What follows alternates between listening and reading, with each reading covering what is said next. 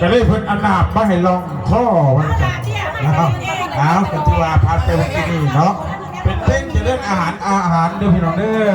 เรานักห้องเขาก็มีหลากหลายเนาะมีทั้งบ้านมีทั้งเย็นมาเสด็จขับขอบบรรยากาศในพี่น้องเขาเลยสเบยอาหารคำเนาะ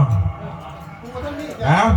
ผู้ว่าท่านอิ่มกับข้าวกินเด้อบาทนี่เด้อจะได้หอดเวลาหน้าที่เนาะแล้วกันที่ว่าให้พี่น้องเขาเลยกินอาหารอิ่มหนำสำราญไปจับจอกส้นแก้วเนาะกับโปกับเพื่อนกับสู่กับแฟนมาเสด็จเนาะเอากันที่ว่าในส่วนต่อไปเนาะขอเชิญทั้งคณะเขาเนาะโอ้ยเดี๋ยวบุกไปกันยังสาวเลยอยู่ว่าจัดเอาหอดเวลาเลยเนาะขอเชิญพระท่านประธานเนาะ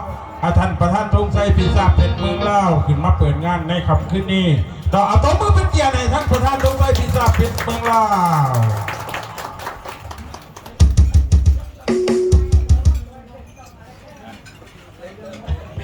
เราตอนนี้กะสบายดีทุกทานกันแล้วกันเนาะที่จริงเข้ามาในเกือบทุกเดือนเนาะเข้ามาอยู่ตรงนี้นะแต่ว่ารอบนี้เป็นรอบที่ว่าสรุปปี2025ตลอดแล้วก็วางแผนปี2026ซึ่งมื้อนี้ก็ได้ประชุมกันหลายเติบแล้วเนาะแล้วก็เป็นงานหนึ่งที่เราพบกันก็คือเป็นงานมอบเสื้อสูทของคณะบริหารซึ่งมือแรกเป็นจะมอบไปเฮ้าเนาะอยู่ตรงนี้แล้วก็มื้ออื่นนี่ใส่ห่วงประชุมเนาะแล้วก็จะมีเป็นงานมอบของขวัญมอบรางวัลพิเศษเนาะสำหรับปีนี้เวลาช้างอะไรก็มอบเงินโครงการต่างๆแบบไม่เนาะแสดงทุกท่านโดยเฉพาะเป็นสมาชิกใหม่เนาะที่เขามาการยินดีต้อนรับเด้อเขาสู่ครอบครัวพลัสโกล่าเนาะสมาคมปี125เนาะให้ทุกท่านเดินตามนโยบายกับเมทีมเลยท่านเนาะฟังเมทีมเพื่อนพาเหตุพาทำพาเดินนั่นแหละอย่าออกดอกล่างตัวนั้นเนาะออกดอกล่างไม่จะตายอย่างเดียวไว้เด้อบอจะเลิศเด้อทุกท่านฉะนั้นเส้นทางบริษัทขี่ไทยเขาเดินตามนั้นเนาะไปตามนั้นไปตามเลี้ยวไปตามเปลวเนาะบริษัทมีกฎหมายบริษัทอยู่ในกฎหมายของภาครัฐของสปป.ลาวฉะนั้นออกนอกนั้นเจ้ากระตายอย่างเดียวเนาะให้เข้าใจสั้นฉะนั้นบริษัทเขาผิดตามบริษัทเราบริเหตุตามความคิดของผู้หนึ่งฉะนั้นพวกเขาเรียกว่ามารวบรวมกันทุกท่านเนาะทีมงานของพลัสโกลาว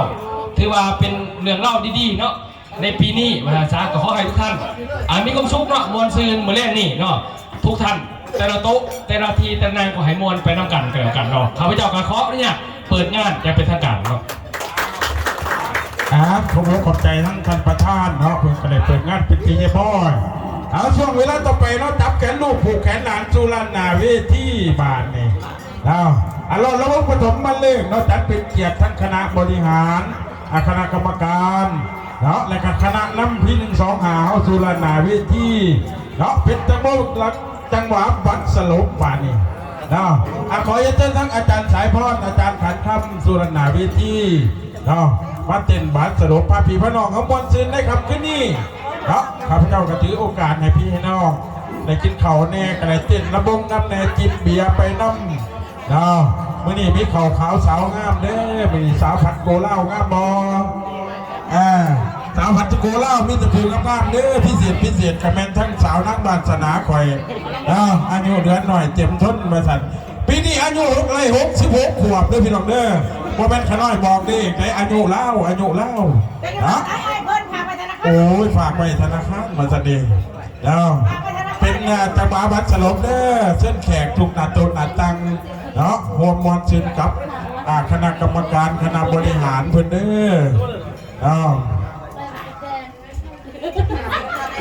เอาให้พี่น้องเขาผู้ไหนมีรักดนตรีในหัวใจเด้อเส้นหนาเวทีนอกจากมีเพื่อนบุคคลนั่นแหละบอกว่าเนาะผู้ไหนจอดตรงผู้ไหนผู้นึงเด้อขอให้เส้นพี่เส้นน้องสู่หนาเวทีเนาะเพื่ออาเจนบัตรสลบบวมทั้งคณะบริหารคณะกรรมการและคณะน้ำพี่125วันเสด็จเนาะพอสายสมอนดูใส่เนาะว่าสันด้านหน้าเวทีเด้อพอเด้อจะเป็นทั้งน้องเพชรเสวียงจะได้ท่านเป็นไหนเสียงเพลงเอ่ยกางามน้องกางามมาจัดจักสีเดือดไปดีเอาขั้นขน้อยนี่เอาหิ้ง2มาเสด็จอีตาโคตรสุกนี่บนไหนไม่ได้จากเมาเลยซึ่งเอาอีกอย่างละอันนี้หัววัดแต่แนวอื่นเซลฟี่ไปจากโจ มแบบงามจากมีโหกเป็นทีระลึกกับเส้นลานนาเวทีเด้อเอาทายกับนักห้องนักดนตรีโคศกกันไล่วันสันดีแต่ว่าโคศกขาตัวอย่างสูงเนี่ยเด้อ วันนั้นไปมีเกือบอะไรอย่างนี้ทั้ง พอลุงผสมมาเลยเสื้อทั้งพอลุงไงคอยเด้อตามดอกต้นแก้วแล้วพอลุงเด้อสุรนาเวทีเป็นเกียรติในระหว่างนี้